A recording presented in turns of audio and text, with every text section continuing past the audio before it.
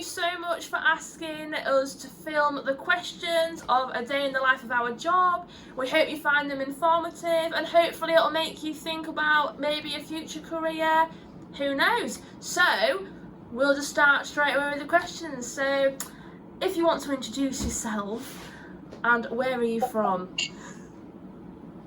Hi everyone, so I am Holly. I'm one of the personal stylists at John Lewis in York, and I am from York as well. How about you? So hi everyone, I'm Laura, and I am also a personal stylist at John Lewis in York, and I'm also from York. So hello everyone. So the first question we're going to answer, we've already answered this once, we're going to answer it again. Where do you work and what is your job role? So yeah, you'll kind of have already got this, that we're both personal stylists. Whether or not you know what that role is and what that means, I'll kind of tell you a little bit. So we work both across women's and men's fashion at John Lewis, and a personal stylist is somebody who is available to help anyone with any of their styling dilemmas. So it might be that someone has a special occasion coming up, or a job interview, or just had a change of lifestyle, or change in size, or something like that, meaning that they want some help and advice on their wardrobe. And that is exactly what we're here for. Yeah, and we really enjoy it as well, because it's just a treat for like other professional people to come in and have like an hour or two just treating themselves, trying on some new clothes, refinding like what they love, what they hate. And for us it's really rewarding to sort of send them away feeling like a different person, or feeling more like themselves, which is why we like our job. So I am going to ask you, I'm going to skip a few questions because we've answered them. What is a typical day like in your job? Because me and Holly both do the same job, but in very different ways now. So I'll let you go first, Holly. Yeah. Okay, so, as Laura says, we both do the same role, but as a result of the pandemic and COVID, we are working completely differently to normal. So at the moment, I am working from home, as you can probably see, doing virtual styling appointments. So both, again, for men and women, they can book online and spend an hour with me over Zoom. And just the same as we would do in store, we spend an hour doing a consultation, talking about what they like, what they don't like, what colourings they are, what colours are going to suit them best, what they want out of the session, and most importantly, kind of what they're missing from their wardrobe. And I can do all of that from home. So different to normal, I'm normally, just like Laura is, in the store, working on the shop floor and in our personal styling rooms. But at the moment, both I am at home, and then the client I'm speaking to generally is always at home as well, which is great because then I can see a lot more of their wardrobe, and they can show me things, and we can work out what the gaps are and what they need help with. Fab, yeah, it's nice. What about you? So for me, obviously, we do very, very similar things, just that I am in store. So on a typical day, if we have clients in, because we can physically see them, we do a one-to-one consultation with them, just to kind of find out, you know, what their needs are. We've already picked some bits for them, which is kind of nice that we can do that. Obviously Holes can't do that. So we've pre-picked a rail of stuff that they kind of think they want, they're not sure. Consultation, we then go through it all with them, we talk about why we've picked what we've picked, and then they come into our styling room and they can try everything on.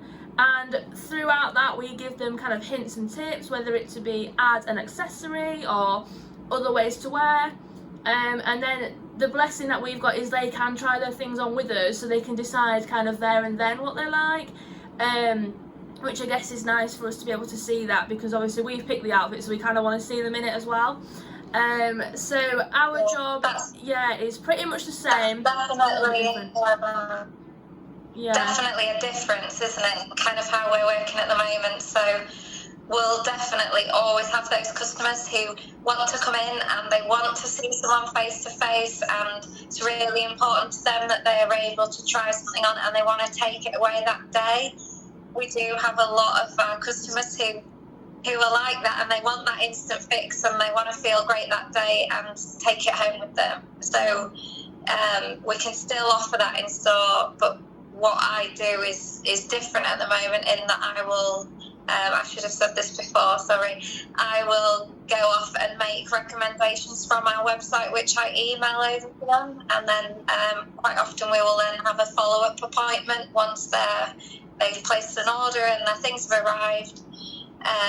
Then we'll go through them. I can see them on the body over the camera, that kind of thing.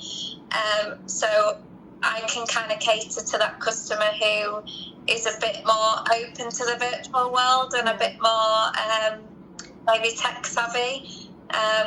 I do still have clients who are still asking, can I see you in store? We definitely still have a need for that, so great that we still have stylists available to do that sort of thing in store. Yeah, absolutely. This leads on very nice to the next question. What do you enjoy most about your job? Oh, what do I enjoy most? Well, definitely for me it is the combination of, I've always worked in fashion and I've always loved fashion since a very young age. And I love working with people and I love people. So this is like a perfect fusion of both of those things. And it is so rewarding to be able to help people, as futile as fashion can seem.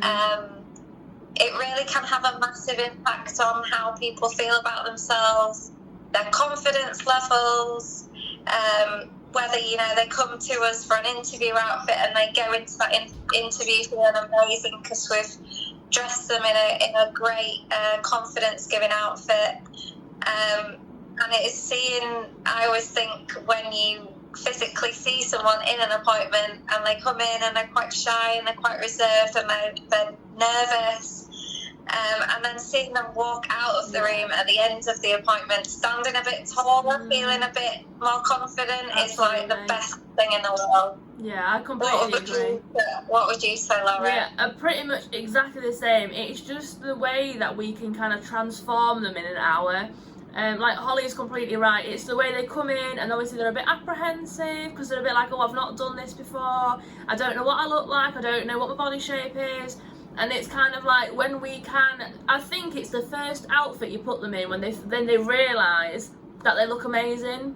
So I get such amazing as well, like when they feel like that, we always say, don't we, they will stand and hold themselves completely different in the mirror, and you're like, yes, that's it. Absolutely. It always makes me emotional. I always get really emotional because it's when a lady finally realises, or a gentleman, that they just look amazing. And it's one of those realisations that you know that they've had it, and we obviously know that they're going to have it, and we have to just wait for it, and then when it comes, it's so rewarding. It really is rewarding. So yeah, I love, we both have the same parts of our job, so that is definitely something to think about. I think it's just the way that we can change people's lives that I find really like emotional and also really rewarding, which is nice. I think I would also say as well, like we would always say, Laura, wouldn't we, like, no 2 days are ever really the same. Absolutely like not. No two clients are ever the same. No. You never have the same appointment because we meet so many different types of people with different needs and different levels of help that they want from us, and it keeps it really varied, doesn't it? But, absolutely. It's always funny. The great thing about working with the public. Yeah, it always makes us laugh. We can go from having a birthday party to like body confidence to a funeral to this, and all in the same day. So it's very very varied. So Hols, tell everybody about your career journey. So what did you study? Which uni did you go to? What did you study? And that's led you to be here. Yeah, so I went to Manchester Met Uni. I studied women's wear design, which was a 3-year course. Absolutely loved it. And then I went off to work in women's wear styling for about 7 years. I lived in London and worked in that. And then pretty much ever since I've moved back to the north, I've been in the partnership doing VM and displays and that kind of thing, and then came over to personal styling about 3 years ago, and I've been doing that ever since. So like I mentioned before, like my background might be design, so I kind of have that as a fundamental and I use it all the time, which is brilliant. But what you don't have in that career, for me anyway, was the like human interaction of, you never actually met the person you were designing for, whereas this is like actually seeing something on a real person. It's just so much more rewarding for me. So that was my journey. What about you, Laura? So I went to Hull Uni and I did fashion design, and I learned about kind of catwalk fashion, did a bit of sewing, which I hated, but it's alright, we're allowed to hate parts of our degree. And then from doing my degree in fashion, I went to work as a visual merchandiser, so I was dressing like plastic people like for 8 years, which is when I realised I was really interested in like putting outfits together. So from doing visual merchandising, while I still worked in visual merchandising, I did a course on colour analysis, where I was learning about people's colouring and like what colour suits them. I learned more how to interact with people, because obviously doing VM it's quite lonely, you don't have like halls, you don't have anyone to talk to, it's just you dressing a mannequin. But I learned more about the colour side of it, so I learned how to help people more than just putting colour on them. It was more like psychological and stuff. And then from there, I applied here to be a personal stylist, and I've been here for nearly 2 years, which has absolutely flown by, where I can do what I enjoy doing and then also do more about the colour aspect, so it's more the people. So yeah, that is my career journey, which leads us on to a lovely question about, did you have to complete any other qualifications to get our job? So no is the answer to that one, I would say. I think having any background in any relatable area is always useful. So like, you know, I didn't know anything necessarily about personal styling, but my background was design. And Laura will have had sort of similar things. So you didn't have to have any qualification that relates to it, because you do get training on the job. Yeah. I think having a passion for it is obviously like really useful, and I think you'd only kind of go into it if you felt passionate about it anyway. But you do get on the job training here, so we're all trained through the London College of Style, which is an amazing course for a few days on both men's and women's styling that they've trained us on. And part of that was also training with a lady called Jules Standish, who Laura knows very well. Very, very well. Who is a colour genius woman who trained us all on colour and colour analysis. And when we spoke earlier about finding someone's colours that suit them best, there's quite a science to it, so we're all taught on that. So yeah, I would say you don't have to have any qualifications. A passion goes a long, long way. Yeah. But also I think we could probably both say, Lars, couldn't we, that our degrees have definitely helped us step going to where we are now, even if it's been in a bit of a rounded way. Yeah, would you say? Absolutely agree. Yeah, everything you said I completely agree with. But definitely having a passion for fashion, I think, is important, because you're working with it all day. So if you haven't got a passion for it, then it's probably not the job for you. But I would say, yeah, just keep your passion, and then we do train you here. So yeah, no training needed. Okay, Hall. So how did the lockdown affect your work? Obviously it's affected you quite a lot more than it's affected me. Yeah, I am not a very tech savvy person. Laura will definitely agree with that.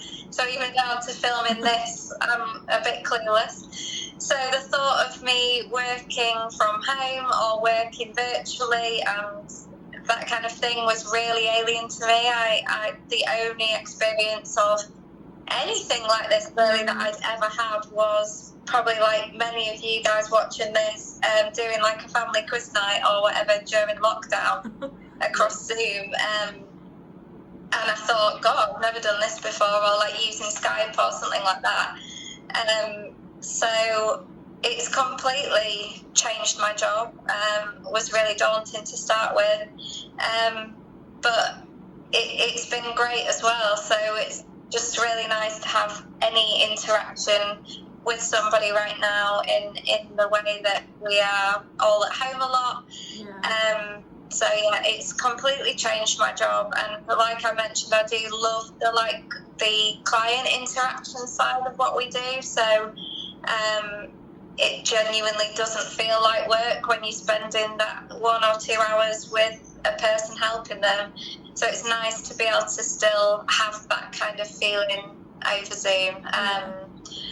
But yeah, totally changed my job, and I think it will do for a long time. I don't see that virtual services are something that is going to go away. There's some people still very apprehensive about going out, especially as local lockdowns are happening and stuff, and they've just got very used to being at home. So I think as a business we'll probably be offering this for the foreseeable.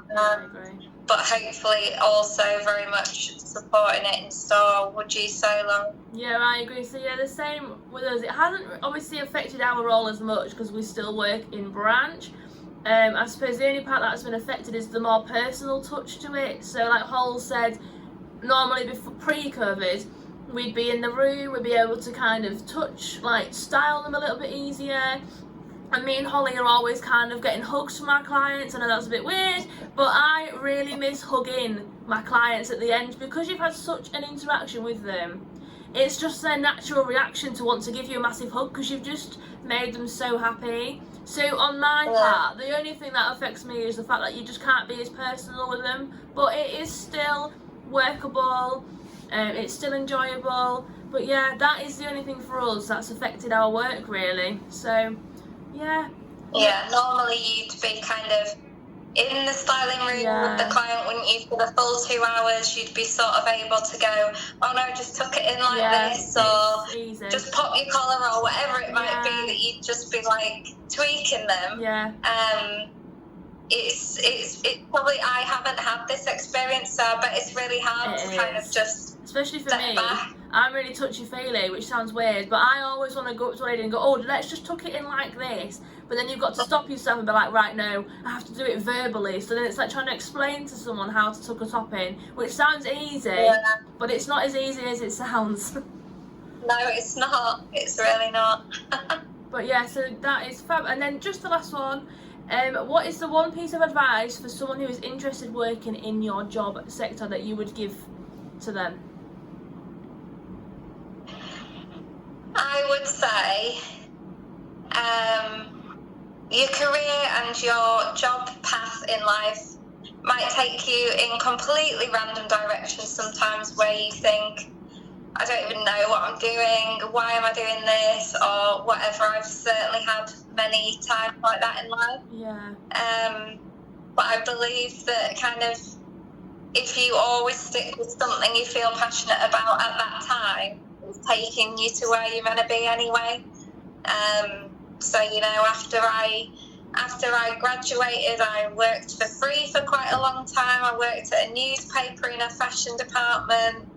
I've worked all over the place, in all different things. I had a weekend job in a bureau in Marks and Spencer's, but if I hadn't have been doing that, I wouldn't have found out about an interview for the graduate scheme at head office, and I wouldn't have even got an interview. So just the fact that I was working in a store, I've got an interview for the graduate scheme. I did get on it. I didn't mention that earlier.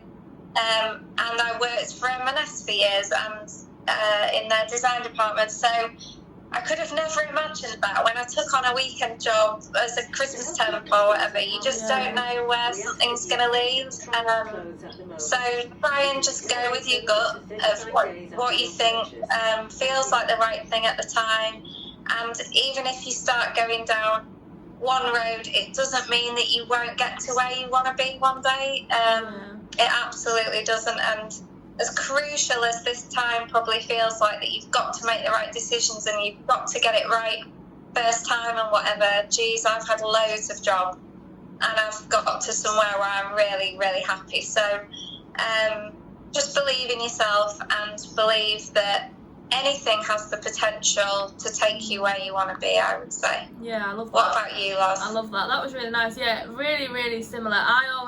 The one piece of advice I'd give to you, obviously it sounds mental now, but try not to hold yourself back so you end up regretting things. So a lot of my life, I've said no to things, not because I don't want to do them, because I always held back and I thought, well, am I going to be okay doing that? Am I going to be good enough? And many times I've turned things down that now I think about, I think, God, I really regret not going for it. So I would say, trust yourself. If you think you're going to do it, then just go for it. Do not sit there and be like, oh, I don't know if I'm good enough to do this. Especially like for me, even applying for this job, I was thinking about it for so long and I was like, do I apply for, will I be okay? But I would say to anyone, please just trust yourself and go for it. Whatever it is, doesn't matter how long it takes you to get there, just do it. Don't have any regrets in your life. Just go it, live your best life and do what you want and don't let anyone tell you anything different. So yeah, that's great advice. Brilliant. Yeah. Well, I hope that's answered everyone's questions. It's been so nice doing this for you and we really appreciate being picked, and we hope that we've helped you in some way. So yeah, have a nice day everybody. From me, see you later. Take care. See you later. See you later. Bye.